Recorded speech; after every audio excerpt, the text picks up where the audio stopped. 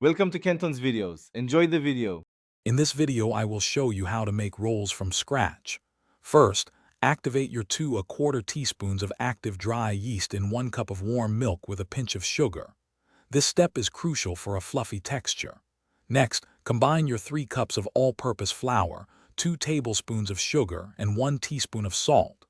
Then, gradually add the activated yeast mixture and 4 tablespoons of melted butter. Mix until a shaggy dough forms, preparing it for the next stage of development.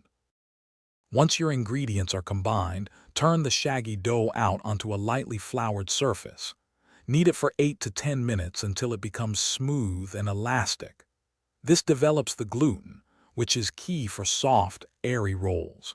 You'll know it's ready when a small piece can be stretched thin enough to see light through it without tearing. After kneading, place your dough in a greased bowl, cover it, and let it rise in a warm place for about 1 hour or until it has doubled in size. This first rise builds flavor and texture.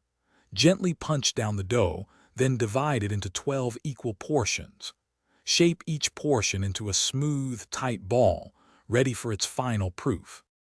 Arrange your shaped rolls on a baking sheet, leaving some space between them.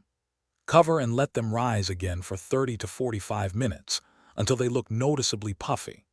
Bake them in a preheated oven at 375 degrees Fahrenheit for 15 to 20 minutes, or until they are beautifully golden brown.